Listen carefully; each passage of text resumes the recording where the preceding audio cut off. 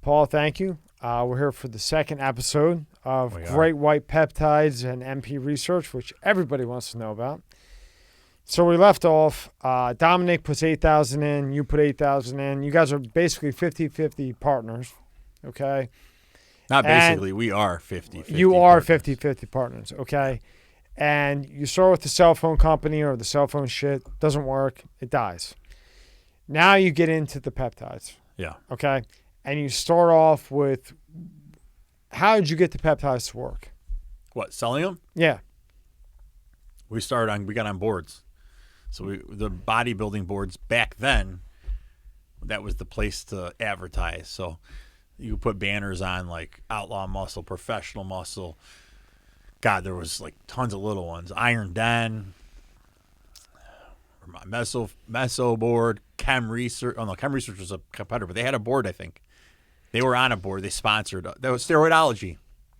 Yeah, you were on that one big. Huge board, $5,000 a month. Yeah, how much did you pay for that? $5,000 a month. But that was crazy, right? my sales like quadrupled. It was insane. And then they tried to extort me and tell me I had to give them $20,000 a month. I want to stay in there because RUI Peptides was buying out they were going to be the main sponsor and if I didn't give them $20,000, they were taking. I said, you can take your $5,000 and shove up your ass.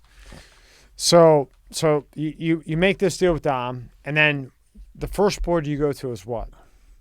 Professional Muscle. Professional Muscle, right? Yeah. Which was Big A, right? Big A. Big A. And our big competitor was Phil Hernon. Phil Hernon, yeah, I remember him. So he was like a bodybuilder, yeah. So Phil Hernon was a professional bodybuilder. He was a monster, and he owned ErgoPep. Okay, ErgoPep was big back then, and he was associated with Precision Peptides. So we'll get back into how. So we were getting peptides from Southern Research Company. Okay. Only for like 8 months. He gets raided by the feds because they said he was manufacturing HGH in his house. It was like a big thing. So when all that happened, was he really or no? No, but back then they didn't know.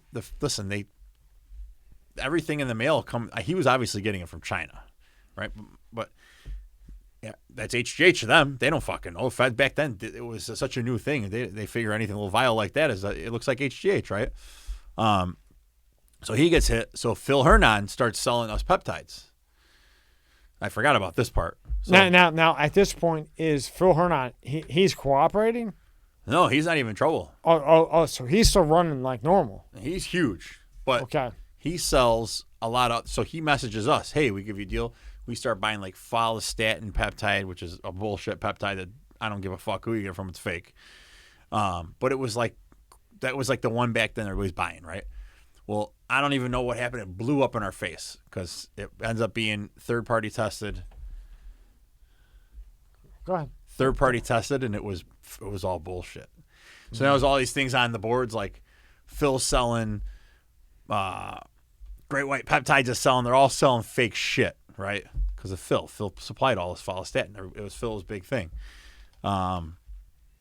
So that put a dent. And then Phil and I got into it, and then that was it. We kind of, and Phil he never got like big time. He had a lot of enemies. He didn't shut the fuck up. He just talked shit to everybody, especially on Professional Muscle. He didn't give a fuck. He talked shit he didn't care. So we went separate ways, and I think that's how we, I don't know how we got it. I think we tried a couple other sources, and then we got a good Chinese source. Listen, I don't care. USA made peptides. They're all fucking come from China. There's no company in USA making peptides. Right. Even the USA peptide companies are getting it from China. Right. So they get them from China. Yeah. From what I know, little do I know. Yeah. Which we'll get into later on a later episode. So they get them from China, and everything's from China, and then they hypothetically they have them in Boston, and they say, "Oh, USA made." Yeah. But really, it came from China to Boston. Now they repackage it and ship it to you. Yeah. Right? Their biggest thing is they have importer license, so they get it through easy because they're a legit peptide manufacturer. Mm-hmm. That's what they really are. So we get down to that. We get a new supplier, and then I I think that's basically right at the time I met you. You just started MP, and I don't even know how we got hooked up. We were on the same boards, maybe. Yeah, well, what happened was, I think it was 2009. Yeah. And you were doing about, you'll never admit it, but that's okay. You were doing about 20,000 a month, I think, on a good month. Yeah, yeah. And I was friends with the guy, Brian Parker, very good guy. He's doing a lot of time right now for analogs, which is unfortunate, but we'll talk about him later, when we go outside of the box. So Brian was like, hey, there's this guy, GWP, that wants to talk to you. He told me he wanted to talk to me. So I said, all right, I'll talk to him, whatever. So Brian had built Gym Bag. Yeah. What was it called? Gym Bag? Gym Bag. It was a forum. GymBagBB.com, right. I think it was. So we started working together from that point. Yeah. And I was a moderator on there. You're a moderator, and I liked you. I thought you were good. Now, I didn't know anything about Dominic. I talked to you. And then we went from there, and then in your perspective, what happened from then? What, business-wise? Yeah. I think I started supplying you with peptides then. Right. So I got hooked up with NeoBio, which is a USA peptide manufacturer who basically said, hey, I can get you anything you want. Yeah. Anything, and I'll match any price you paid. I was like, holy shit. So I sent this guy a price list because this is Chinese prices, right? Yeah. Which are cheap. Now is Neo in Boston at the time, or is he? He was in Boston. He was in Boston. So okay. he messaged us, right? Mm-hmm. Hey, I'm a blah, blah, blah USA manufacturer. Here's my price list. I said, dude, I'm paying half of that right now. I'll match any price you get. I was like, well, this is what I pay. Like, I sent him the price sheet. He matched it all. So we started buying from him. But again, when you met me, you were at what, 20,000 a month? No, I was doing more than 20,000. How much were you doing? I don't remember, but probably like 80,000. No, you weren't. Yeah, because what happened was when I got on steroidology is when I really blew up. Yep, you paid a shit ton for that, right? But you'll never admit it in your entire life.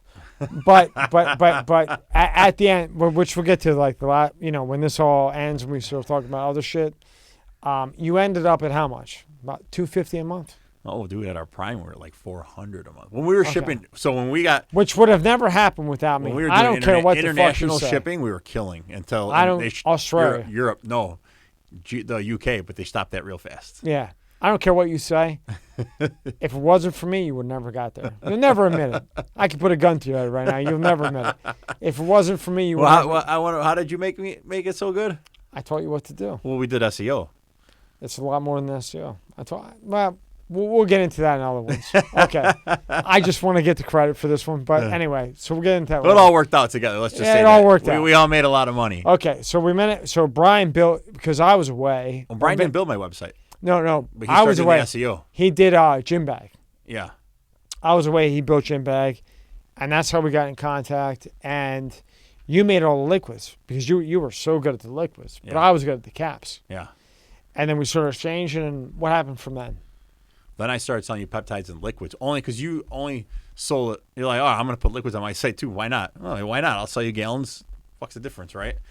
So, and that was huge because that was another 20,000 a month at least from you on just little shit.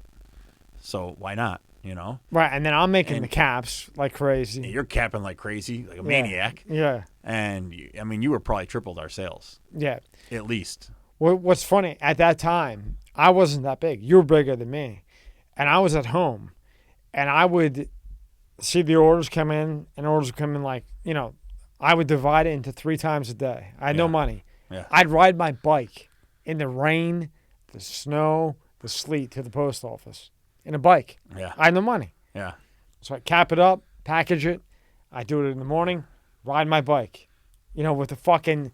I had no money, man. Yeah. I just gotten done with another case, and I'd have a trash bag over me when it was sleeting, because sometimes that fucking sleet hurts on a bike, And I had a little capper, then I got a bigger capper, and then I got the tour pack. I got the tour pack one, and that was a big one. Yeah.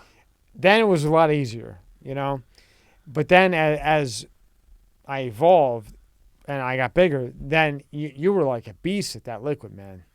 Yeah, we had another company making our liquid. Who was making liquid? That would be that Madison James. Oh, Madison James. Oh. So he at the time was a label Parker maker. would love to hear this one. That's he right. made I forgot that you were labels connected. for us. I forgot that you were so close to Madison James. I forgot about him. So he was on South Carolina. North Carolina. So he was on some board as a label guy. Yeah. So he started making our labels. Motherfucker. I forgot all about him. So he made all our labels. So we were having trouble making liquids. We couldn't get them to like hold the right, they would crash. So I don't even know how it got brought up. He's like, "Oh, I make Helios." So hold on. So right now, at this point, you meet Madison James. So he at that time. I want to know how did you meet Madison James? Let me tell you his name. Because next episode. Next episode. All right. So how did you meet Madison James? We needed labels made. Okay, so you needed labels for our chems. And what made you go to him? So he was on one of the boards as a sponsor to make labels for companies. Oh, so he was just a label guy. A label guy. All right. So, but I didn't know he made Helios. So there's huge... So we're gonna stop it right there because that's the next episode, right? Yeah. So you meet Madison James because he's a label guy at the time. Yep. What year is this? 2011, maybe. 10, maybe. I think it's 11. I think a couple years after we got rolling because we didn't sell chems for like a year and a half. Might have been. I think you're right. Shitty labels made that we just printed out ourselves. Yeah, on like Avery templates and shit. And then we found him, and he was making labels for steroid companies. Right. Okay. So I said, "Hey, listen, we have chems. Can you make a label?" He made our whole design. Or no, we had the design made, and he just printed them for us. But he'd send us sheets, like a sheet of paper, like hundreds of for pennies. So initially, Madison James, who was still going on, as we both got clipped, he initially started as just a label guy. As a label guy. Wow. Okay. So the next episode, we're going to lead into what he led into and how you got involved with him, and then how that led to me and everything else. Yeah. So thank you for number 2.